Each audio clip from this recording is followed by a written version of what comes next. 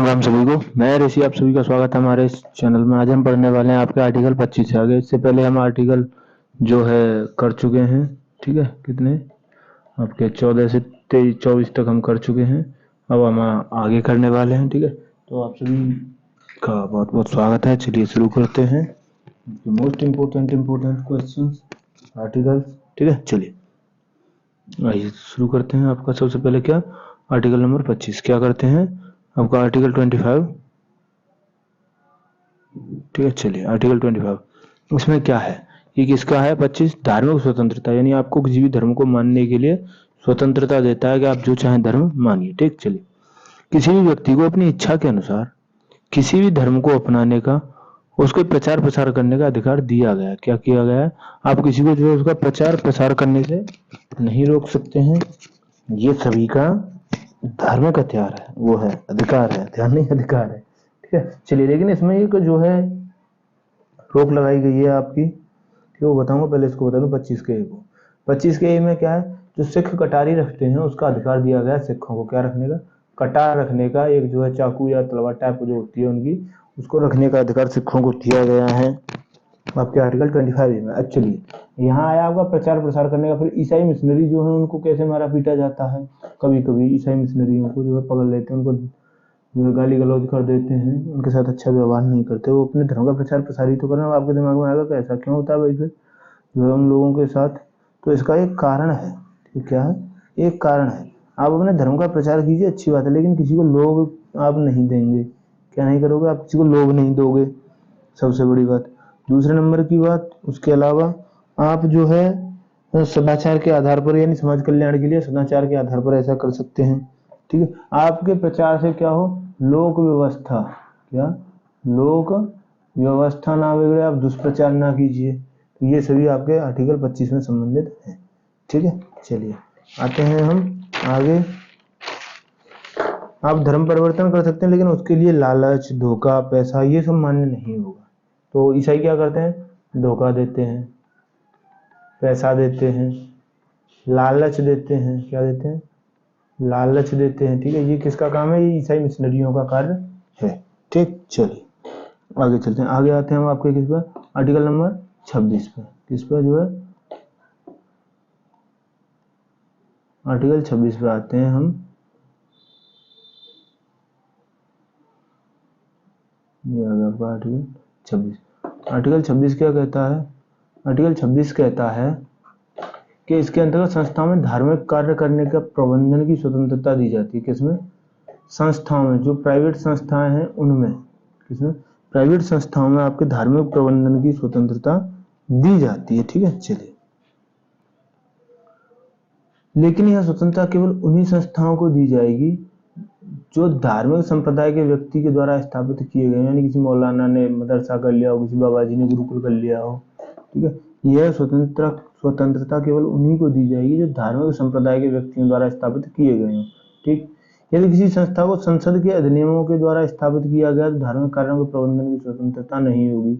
यदि वहां जो है उस संस्थान को बनाने में गवर्नमेंट का हाथ रहा है तो वहां आपकी ये स्वतंत्रता कार्य नहीं आएगी। क्या होगा? वहां आपकी ये स्वतंत्रता कार्य नहीं आने वाली, ठीक है। चलिए आइए आगे आते हैं। जो है ये संस्थाओं की स्थापना करने के लिए कई सारी चीज होती हैं। क्या होता है? इसकी दो पार्ट होते हैं। एक होती है आपकी चल संपत्ति, पैसा, सोना, चांदी, ठीक है। दूसरी होती है अचल। कैसी होती है? अचल। आपकी जमीन, जायदाद, ये सारी अचल संपत्ति है, ठीक है। तो धार्मिक संस्थाओं की स्थापना के लिए इनमें से किसी भी एक चीज का, और गवर्नमेंट जो है, क्यों गवर्नमेंट इनमें से कोई भी एक चीज दे रही है गवर्नमेंट, तो आप वहां धार्मिक कार्यों का प्रबंधन नहीं कर सकते हो, ठीक है। चलिए आगे आइए आर्टिकल 27 पे।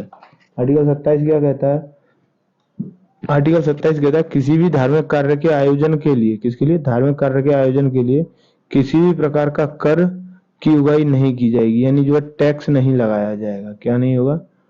टैक्स नहीं लगाया जाएगा। यानी ऐसा नहीं होगा जैसे पहले होता था कि हिंदू जो है जजिया देंगे, मुसलमान अब देना चाहे तो, हिंदुओं में जबरदस्ती था कि हिंदू तो देंगे ही देंगे। क्या है? हिंदू तो जजिया देंगे ही देंगे। लेकिन मुसलमानों के लिए भी एक था, किसके लिए? मुस्लिमों के लिए क्या था? जकात। क्या था आपका? जकात था, ठीक है। मुसलमानों को क्या देना पड़ता था? जकात। वो उनकी इच्छा के ऊपर डिपेंड होता था, वो देना चाहे दें, नहीं देना चाहे ना दें। ठीक, चलिए।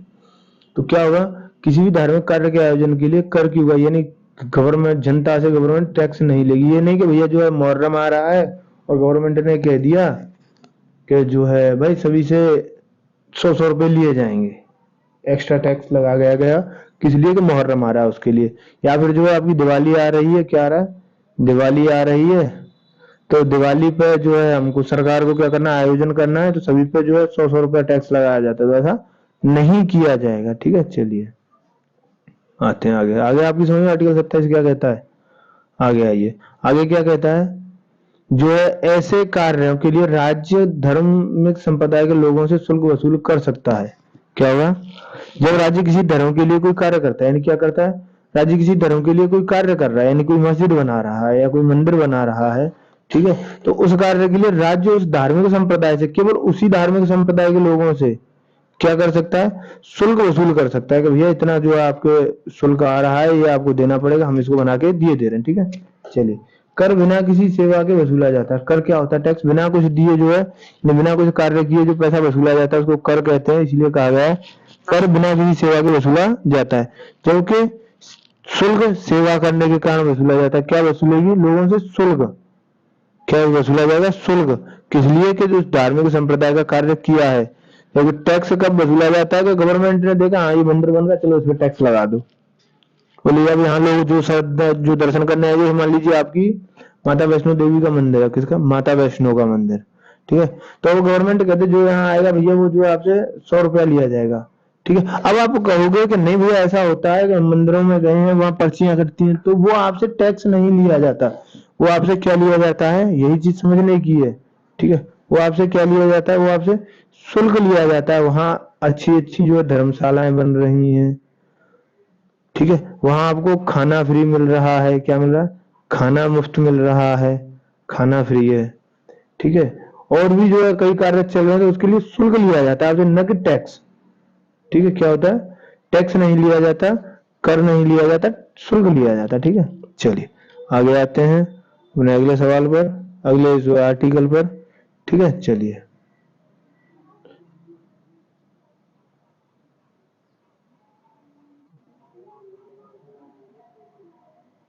अगला है आपका आर्टिकल 28। क्या है, आर्टिकल 28।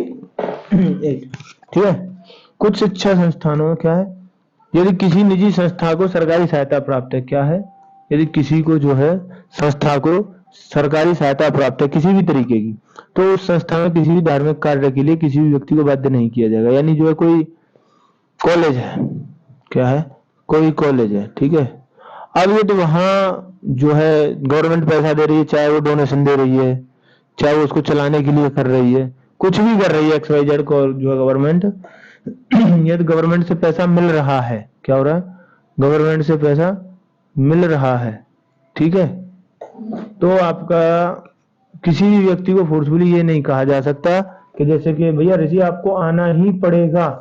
यानी कोई आपकी मान लीजिए मुस्लिम कम्युनिटी का कोई कॉलेज है, क्या मुस्लिम कम्युनिटी का कोई कॉलेज है, गवर्नमेंट उसको फंडिंग कर रही है। अब मैं वहां पढ़ने पहुंच गया, कौन पढ़ने पहुंच गया, ऋषि वहां पढ़ने पहुंच गया। अब वहां उस कॉलेज का जो स्टाफ है, कोई भी है, वो मेरे से जबरदस्ती नहीं कर सकता कि आपको जो है ईद की नमाज पढ़ने आना पड़ेगा। क्यों, क्योंकि गवर्नमेंट का वो है रूल कि जो गवर्नमेंट से पैसा लेगा कोई भी, वो क्या करेगा, वो किसी भी धार्मिक कार्य के लिए किसी व्यक्ति को बाध्य नहीं कर सकता। ठीक है, चलिए। यदि कोई विद्यार्थी अवयस्क, यानी जैसे हमारे बच्चे जो है कॉन्वेंटों में पढ़ने जाते हैं, तो उसके संरक्षक की आज्ञा, यानी उसके माँ बाप की, जो जिसके साथ बच्चा रह रहा है, उसकी आज्ञा के बिना उसे धार्मिक शिक्षा में, उपासना में उपस्थित होने के लिए बाध्य नहीं किया जाएगा। क्या नहीं होगा, कि जैसे कि बच्चे चले जाते हैं कॉन्वेंटों में पढ़ने, तो उन बच्चों को जो है बाध्य नहीं किया जाएगा कि तुम यहाँ ऐसा करो या वैसा करो। ठीक है, यानी ईस्टर के, यानी मान लीजिए आपकी ईस्टर आ गई, क्या आ गया, ईस्टर, तो कॉन्वेंट में पढ़ने वाला पादरी, पढ़ाने वाला कौन, पादरी, ठीक है, जो चर्च का होता है पादरी, ठीक, वो आपके बच्चे को जबरदस्ती नहीं ले जा सकता कि तुम प्रार्थना करो। यदि उसको कोई प्रार्थना करवानी है तो पहले उस बच्चे के माँ बाप से, संरक्षक से पूछना पड़ेगा कि भैया ऐसी ऐसी बात है, तो हमको ऐसा करवाना है। यदि आपसे बिना अनुमति के कोई भी स्कूल आपके बच्चों से किसी दूसरे धर्म की उपासना करवाता है, तो आप उसके खिलाफ सख्त एक्शन ले सकते हैं। ठीक है, चलिए आगे आते हैं। चलिए आते हैं हम अपने अगले पर। ये आपका 28 तक हो गया।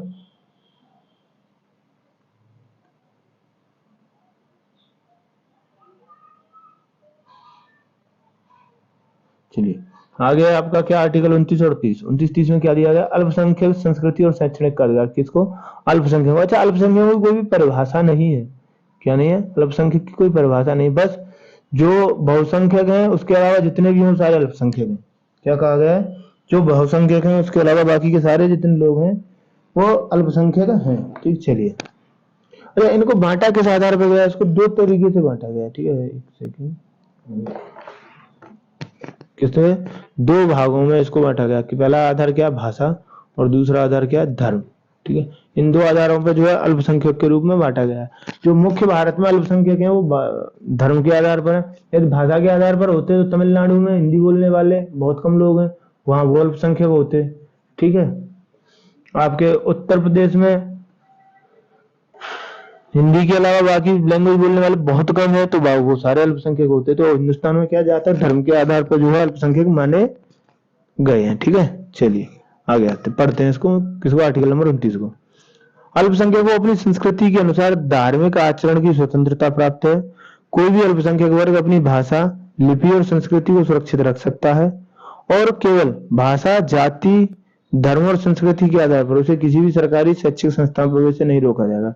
यानी जो है, यदि मैं जाट हूँ, हिंदू हूँ, ठीक है, और किसी जो है, लेकिन मैं तो बहुसंख्यक हूँ भाई। चलिए दूसरे पे आते हैं। मान लीजिए कोई मुस्लिम बच्चा है। कौन है? मुस्लिम बच्चा है। ठीक है, और वो जो अपनी जबान बोलता है, अपनी लैंग्वेज बोलता है, ठीक है, तो उसको किसी भी सरकारी इसमें गवर्नमेंट बॉडी में नहीं रोका जाएगा प्रवेश के लिए कि तुम जो ऐसी लैंग्वेज बोल रहे हो इसलिए तुमको अनुमति नहीं मिलेगी। तो ऐसा नहीं होगा। ठीक है, उसको देनी पड़ेगी। ठीक, चलिए आगे आते हैं। Article number 30। आर्टिकल 30 क्या कहता है? अल्पसंख्यक समुदाय को शैक्षिक संस्थाओं में प्रबंधन की स्वतंत्रता होगी। किसकी स्वतंत्रता होगी? शैक्षिक संस्थाओं में प्रबंधन करने की। ठीक है, चलिए आगे आते हैं।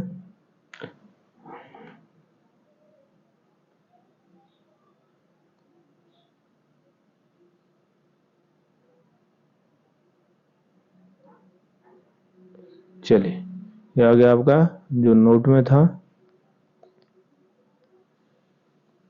ठीक है, अच्छा इसमें क्या है? वर्तमान में कौन कौन अल्पसंख्यक है? ठीक है, तो मैं अभी आपको बताया जो हिंदुओं छोड़ के हैं वो सारे अल्पसंख्यक ही होंगे। तो कौन कौन है वर्तमान में? आपका मुस्लिम, यहूदी, पारसी, बौद्ध, जैन अल्पसंख्यक समुदाय के अंतर्गत आते हैं। कौन कौन आता है आपका? मुस्लिम, यहूदी, पारसी, बौद्ध, जैन, ये सभी जो है आपके अल्पसंख्यक समुदाय के अंतर्गत आते हैं, अल्पसंख्यकों की श्रेणी में आते हैं। ठीक है, चलिए ये हो गया। आ गया समझ में?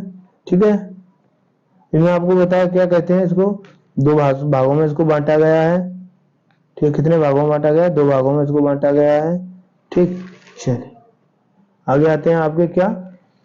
संविधान के उपचार। क्या है? संविधान के उपचार। ठीक है, क्या है आपका? संवैधानिक उपचार। चलिए संवैधानिक उपचार कहां से कहां तक? आर्टिकल 32 से 35 तक आपके संवैधानिक उपचार हैं। ठीक है, चलो पढ़ते हैं इसको। आर्टिकल जो है उपचारों में क्या दिया गया? संवैधानिक उपचारों को डॉक्टर बी.आर. अम्बेडकर ने संविधान की आत्मा या हृदय कहा है। बी.आर. अम्बेडकर ने किसको कहा है? ये क्वेश्चन पूछ लिया जाता है। किसको कहा है? संवैधानिक उपचार आर्टिकल 32 से 35 को संविधान की आत्मा एवं हृदय कहा है। क्या कहा है? आत्मा और हृदय कहा है। ठीक, चलिए आइए पढ़ते हैं आर्टिकल 31। 31 क्या कहता है? ये खत्म हो गया जो है। ठीक है, चलिए किसके द्वारा? 44वें संविधान संशोधन के द्वारा। इसमें क्या था? आपका संपत्ति का अधिकार था। ठीक, इसमें प्रारंभ में संपत्ति का अधिकार दिया गया था, परंतु अब संपत्ति का अधिकार एक कानूनी अधिकार है, मौलिक अधिकार नहीं है। क्या है? कानूनी अधिकार बना दिया गया है। ठीक, चलिए इसे 44वें संविधान संशोधन कब? यहाँ लिख देता हूँ 44वें संविधान संशोधन 1978 के द्वारा। किसके द्वारा? 1978 के द्वारा। कि ये भी पूछ लिया जाता कौन था उस समय जो है प्रधानमंत्री? मोरारजी देसाई के शासनकाल में समाप्त कर दिया गया। प्रारंभ में यह अनुच्छेद था, परंतु प्रारंभ में ये क्या था? ये आपका मौलिक अधिकार था। ठीक है, परंतु बाद में क्या हुआ? इसको 300A में पहुंचा दिया गया। किसमें? 300A में पहुंचा के इसको कानूनी अधिकार बना दिया गया। ठीक है, चलिए आगे चलते हैं।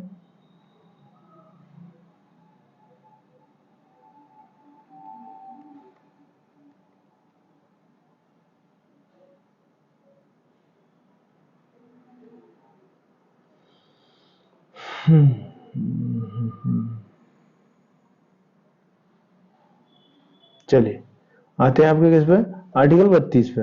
ठीक है, किस पे आते हैं, आर्टिकल 32। आर्टिकल 32 को क्या कहा है, बी आर अम्बेडकर ने संविधान की आत्मा या हृदय कहा है। चलिए पढ़ते हैं इसको। इस अनुच्छेद में संवैधानिक उपचारों के अधिकार को डॉक्टर बी आर अम्बेडकर ने संविधान की आत्मा एवं हृदय कहा है। ठीक है, क्या कहा है, आत्मा और हृदय कहा गया। ठीक, चलिए इसी में देखिए ये बहुत लंबा है, अगर आपको चाहिए तो आर्टिकल 32 पर पूरी एक वीडियो बना के मैं डाल दूंगा, आप मुझे बता दीजिएगा भैया जो आर्टिकल 32 कंप्लीट अच्छे से करवा दीजिए। ठीक है, इसमें क्या है, इसमें आपका देखिए फंडामेंटल राइट का रक्षक है। ठीक, तो इसको लागू कराने के लिए सुप्रीम कोर्ट में याचिका दाखिल की जाती है। चलिए मैं बोल के बता देता हूँ, आप जो सुन लीजिए। फंडामेंटल राइट को लागू करने के लिए सुप्रीम कोर्ट कोई आदेश, रिट या जारी कर सकता है। क्या कर सकता है, कोई भी आदेश या रिट जारी कर सकता है। अच्छा, रिटों के प्रकार कितने होते हैं, रिट 5 प्रकार की होती है, आगे आएगा इसी में। ठीक है, संसद किसी अन्य न्यायालय को रिटीय शक्ति दे सकता है। क्या कर सकता है, संसद किसी भी न्यायालय को आपकी रिट करने की शक्ति दे सकता है। ठीक, चलिए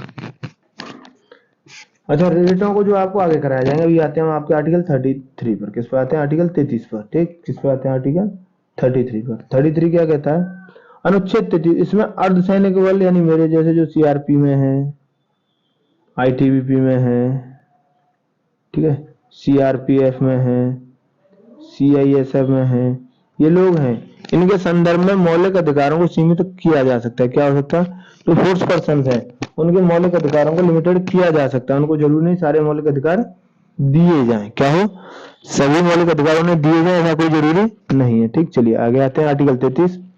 इसमें क्या है, इसमें अर्धसैनिक बलों के संदर्भ में मौलिक अधिकारों को सीमित किया गया है, ये तो भी आपको कराई दिया। आर्टिकल नंबर 34 अनुच्छेद 34, जिस क्षेत्र में सैन्य शासन या मार्शल लॉ, क्या मार्शल लॉ लागू होता है, उस क्षेत्र में मौलिक अधिकारों को प्रतिबंधित भी किया जा सकता है। यानी जो है आपके एप्सा है, कौन सी है, एप्सा एक्ट है, ऐसे कई सारे एक्ट हैं जहाँ मार्शल लॉ यानी जो मिलिट्री कानून लागू हो जाता है, वहां लोगों के मौलिक अधिकारों को प्रतिबंधित यानी छोटा कर दिया जाता है, उन पर जो थोड़ी सी रोक लगा दी जाती है। ठीक है, चलिए आगे चलते हैं। आर्टिकल 34 आपकी समझ में आ गया होगा।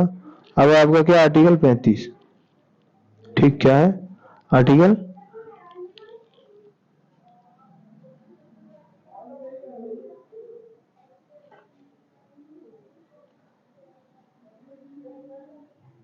ठीक है, क्या है आपका, आर्टिकल 35। आर्टिकल 35 क्या कहता है, आर्टिकल 35 कहता है कि मौलिक अधिकारों के संबंध में विधि बनाने का अधिकार संसद को प्राप्त है, राज्य की विधानसभा को नहीं। यानी मौलिक अधिकारों से रिलेटेड, मौलिक अधिकारों से संबंधित कोई भी कानून बनेगा, क्या बनेगा, कानून बनेगा, तो कौन बनाएगा, आपकी भारत की संसद।